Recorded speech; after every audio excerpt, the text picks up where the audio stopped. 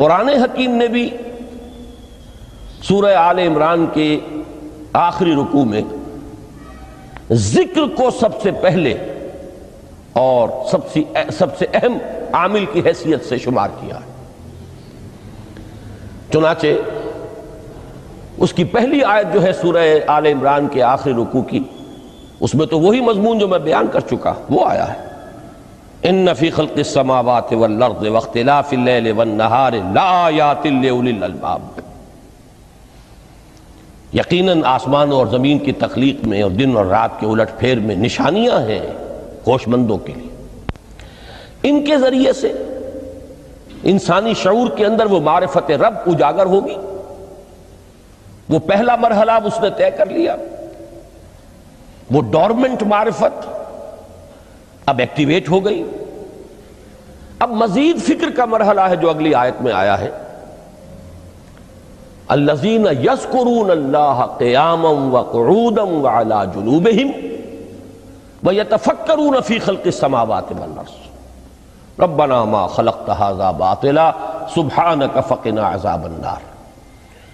یعنی تفکر جو ہے ویتفکرون فی خلق السماوات والارض، وہ تفکر کرتے ہیں، غور و فکر کرتے ہیں آسمان اور زمین کی تخلیق میں، لیکن اس تفکر کے ساتھ لازماً ذکر، اور ذکر مدام، ذکر بھی وہ کہ جو مستقل ہو، ہر حالت میں ہو۔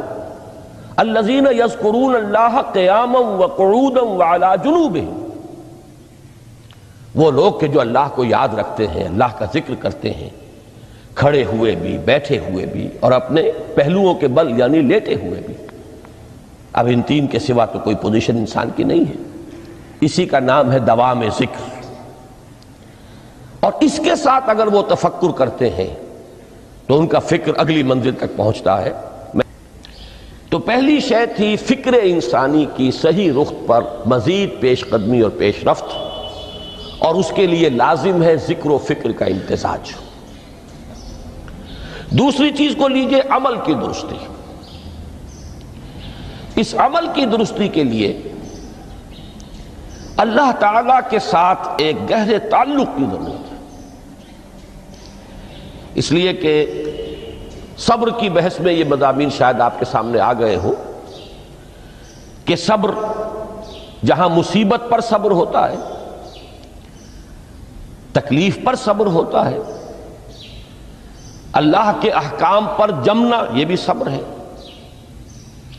نفس کی خواہشات کی باغ کو تھام کر رکھنا، کھینچ کر رکھنا یہ بھی صبر ہے، اور استقامت کسی شے پر قائم رہنا یہ بھی صبر ہے۔ تو عمل صحیح پر استقامت کے لیے وَاصْبِرْ وَمَا صَبْرُكَ إِلَّا بِاللَّهِ، اس صبر کی سب سے اہم جو بنیاد ہے، اس کا جو سب سے بڑا ذریعہ ہے، اس کا جو سب سے بڑا سہارا ہے، وَمَا صَبْرُكَ إِلَّا بِاللَّهِ، اس کے لیے ضرورت ہے ایک گہرے تعلق کی کہ اللہ کے ساتھ ایک ایسا تعلق برقرار رہے جو نہ صرف گہرا ہو بلکہ دائم و قائم ہو، مسلسل۔ ذرا ذہول ہوگا تعلق مع اللہ میں، ذرا کمی آئے گی، شیطان کا وار کاری ہو جائے گا۔ اسی کو حضور نے حدیث میں یوں تعبیر کیا ہے تمثیلاً کہ جو دل اللہ کی یاد سے غافل ہے، اس پر فارسی کا وہ مقولہ بھی ہے کہ خانہ خالی را دیو می گیرت، گھر خالی رہے تو جنات اس پر دیو جو ہے آ کر قبضہ جما لیتے ہیں۔ تو خانہ قلب جو ہے اگر یاد خدا بندی سے خالی ہو گیا تو شیطان ابلیس لعین اپنی تھوتنی ٹکا دیتا ہے۔ یہ لفظ آتا ہے سور کے منہ کے لیے تھوتنی، جس طرح اس کا نکلا ہوا سا منہ ہوتا ہے آگے، تو یہ لفظ استعمال کیا گیا کہ وہ اپنی تھوتنی انسان کے دل پر جما کر اور پھوکے مارنی شروع کر دیتا ہے۔ تو شیطان کو موقع ہی تب ملتا ہے جب انسان کے تعلق مع اللہ کے اندر کمی ہو، وہ خانہ بالکل خالی ہو گیا ہو یا اتنا ضعیف ہو گیا ہو کہ کل عدم ہو جائے، گویا کہ نہیں۔ تیسری چیز کی طرف آئیے روحانی ترقی، روحانی ترقی کے لیے میں ایک اصطلاح کے سامنے لا رہا ہوں، اس سے مراد کیا ہے؟ روحانی ترقی کے لیے ہماری دینی اصطلاح ہے تقرب الی اللہ، اللہ سے قریب تر ہوتے چلے جانا۔ اس پر میرا ایک کتابچہ بھی ہے، تقرب الی اللہ کے 2 مدارج، 2 درجے، جو در حقیقت ایک حدیث نبوی علیہ الصلاۃ والسلام ہی پر مبنی ہے کہ حضور نے ایک درجہ قرار دیا ہے تقرب بالفرائض، فرائض کے ذریعے سے انسان اللہ کا قرب حاصل کرے۔ ایک ہے تقرب بالنوافل، نوافل کے ذریعے سے اللہ کا قرب حاصل کرے۔ ان میں کیا نسبت و تناسب ہے، اہمیت کے اعتبار سے کون بڑھ کر ہے، بلندی کے اعتبار سے کون بڑھ کر ہے، یہ تمام مسائل میں نے اپنی اس تقریر میں بیان کیے تھے جو اس کتابچے میں شائع ہوئی ہے۔ اس وقت میں اس کی تفصیل میں نہیں جا رہا، صرف یہ تذکرہ اس لیے کر رہا ہوں کہ جن کو بھی خواہش ہو جائے وہ اس کا مطالعہ کرے۔ ہماری اس وقت کی گفتگو سے وہ کتابچہ اس جگہ پر منسلک ہوگا۔ تو تقرب الی اللہ، یہ تقرب کوئی فزیکل فینومینن نہیں ہے، جسمانی یا مادی مسئلہ نہیں ہے۔ اللہ سے قرب یہ نہیں ہے کہ کوئی کروڑوں میل کا فاصلہ ہے، اب ہمیں کوئی رسی پر چڑھنا ہے اوپر بڑی محنت اور مشقت سے۔ فصل تو ہے ہی نہیں، فاصلہ ہے ہی نہیں، بعد ہے ہی نہیں۔ نحن اقرب الیہ من حبل الورید، ہم تو انسان سے اس کی شہرگ سے بھی زیادہ قریب ہیں۔ ہوا معکم اینما کنتم، وہ تو تمہارے ساتھ ہی ہوتا ہے جہاں کہیں بھی تم ہو، بس صرف یہ کہ تمہاری توجہ نہیں ہوتی، تم اور چیزوں میں مشغول و مصروف رہتے ہو، تم ہماری طرف دھیان ہی نہیں دیتے، تم ہماری طرف متوجہ ہی نہیں ہوتے۔ ہم تو مائل بے کرم ہیں، کوئی سائل ہی نہیں، راہ دکھلائیں کسے رہنو منزل ہی نہیں۔ انسان جب متوجہ ہو جاتا ہے اور بڑھتا ہے، آگے پیش قدمی کرتا ہے روحانی اعتبار سے، تو یہ ہے در حقیقت تقرب الی اللہ، اور اسی کو ہم کہیں گے روحانی ترقی۔ اب ان 3 چیزوں کو اگر آپ نے ذہن میں جما لیا، پھر میری بات کی ترتیب اس کو ذہن میں قائم کیجئے۔ ہم چلے کہاں سے؟ کہ دین کے ساتھ اصل مناسبت فلسفے کی نہیں، حکمت کی۔ نمبر 2، حکمت قرآنی کا پہلا اور اہم ترین اور بنیادی مسئلہ معرفت رب کا حصول ہے۔ اس کا نتیجہ شکر خداوندی ہے، اس کا ذریعہ آیات آفاقی، آیات انفسی، اور سب سے بڑھ کر آیات قرآنیہ ہیں جو الذکر ہے، جو تذکرہ ہے، جو ذکرہ ہے۔ لیکن اس پہلے مرحلے کو اگر کوئی انسان بفضل ہی تعالی، اللہ کے فضل و کرم سے طے کر لے، اب اس کے سامنے 3 مسئلے ہیں۔ فکر کی مزید پیش رفت، مزید پیش قدمی صحیح رخ پر، اس کے لیے ذکر اور فکر دونوں کا امتزاج لازمی ہے۔ فقر قرآن اختلاط ذکر و فکر۔ الذین یذکرون اللہ قیاما وقعودا وعلی جنوبہم ویتفکرون فی خلق السماوات والارض۔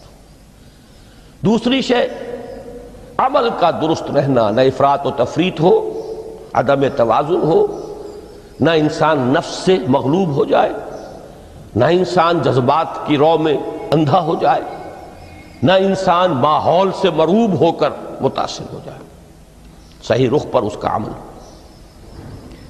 نمبر 3، روحانی ترقی، جو اصل حاصل ہے، جو اصل مقصود ہے۔ نمبر 2 چیز کے لیے تعلق مع اللہ ضروری، نمبر 3 کے لیے تقرب الی اللہ ضروری۔ اب غور کیجئے، ان تینوں چیزوں کا بڑا گہرا تعلق ہے نماز کے ساتھ۔ ان تینوں کے لیے ستون کی حیثیت نماز کو ہے۔ لہذا ایمان کے بعد یا معرفت رب کے بعد حکمت دین کا اہم ترین مسئلہ نماز، صلاۃ۔ اس لیے کہ ایک طرف یہ انسان کو اللہ کے ساتھ ایک گہرے تعلق کا ذریعہ فراہم کرتی ہے، اپنے تمام مصروفیات میں سے ان مشغولیتوں میں جن میں گم ہونے کا خدشہ ہوتا ہے، نکلو۔ 24 گھنٹے کے معمولات میں سے کم 5 مرتبہ تو لازماً نکلو، اور اپنے آپ کو ذرا، اپنے حواس کو بھی، اپنی باطنی کیفیات کو بھی ذرا تازہ کرو۔ اگر کوئی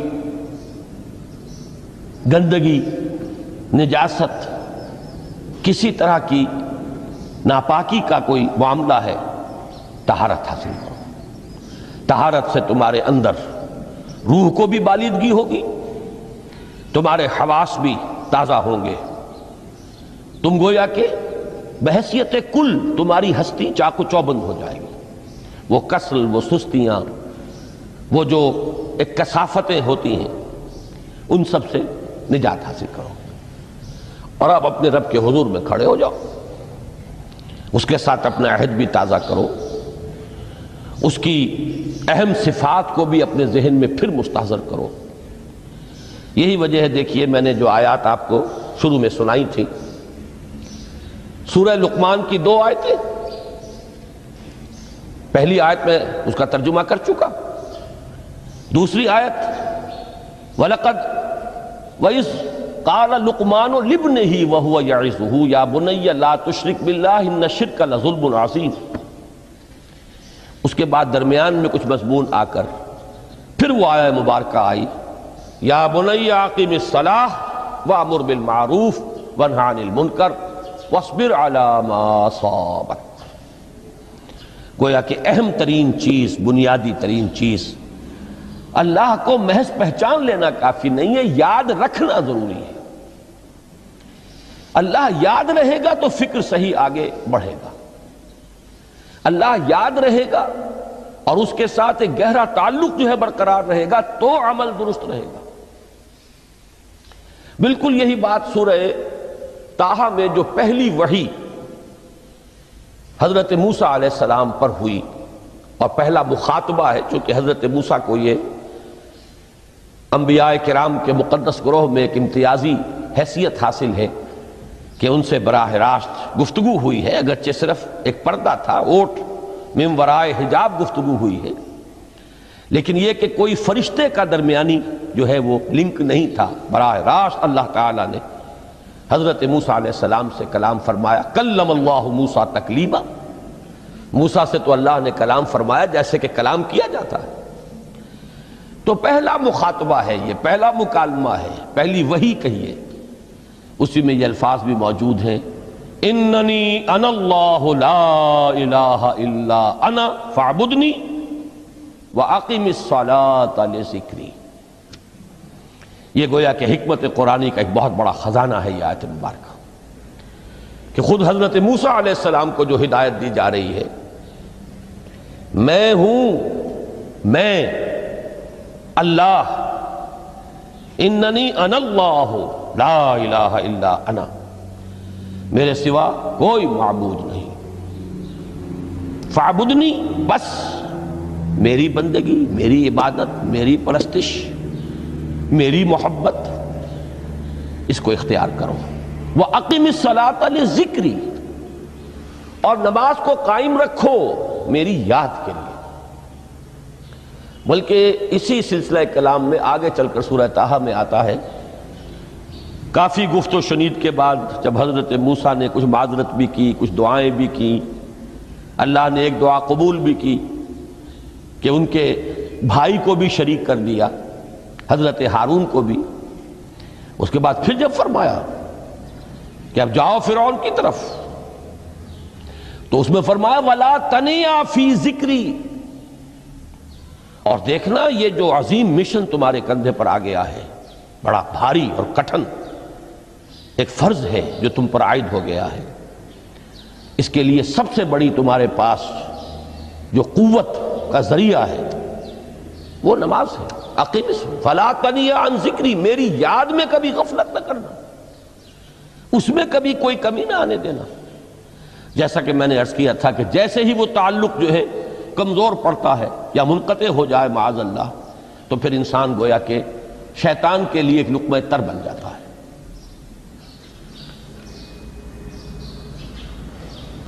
اب آپ غور کیجئے تیسری شے تقرب الی اللہ، اس کے حوالے سے بھی جو فرائض اور نوافل کی بات ہے اس کو اس وقت ذہن سے نکال کر یہ سمجھیے کہ اس میں نماز کا کیا مقام ہے، اس لیے کہ نماز فرض بھی ہے، نماز نفل بھی ہے، وہ تو ان دونوں میں شریک ہو جائے گی۔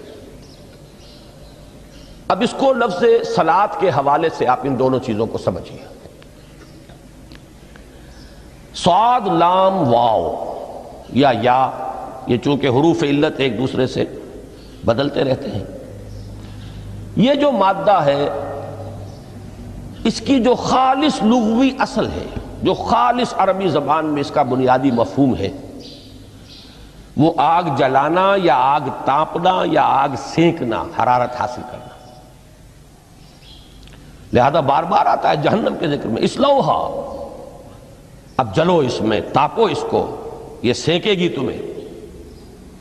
بلکہ تفتلون کا لفظ آیا ہے حضرت موسیٰ کے کلام میں، جب وہ گئے تھے کوہ طور پر، جب پہنچ گئے تو تھے آگ تک کی تلاش میں، لعلکم تفتلون، تو اپنے اہل خانہ سے یہی کہا تھا کہ مجھے کہیں وہ روشنی نظر آ رہی ہے، غالباً کوئی وہاں سے آگ مل سکے گی، ورنہ یہ کہ کوئی رہنمائی کو رستہ مجھے مل سکے گا، میں وہ آگ لے آؤں گا، کوئی چنگاری وہاں سے لے آؤں، لعلکم تفتلون، تاکہ تم، اب یہ اصطلاح در حقیقت باب افتعال ہے، اور یہ تے یہاں پر توئے کی شکل اختیار کر گئی، تا نے توبن کی صورت اختیار کی، صاد کی وجہ سے۔ بہرحال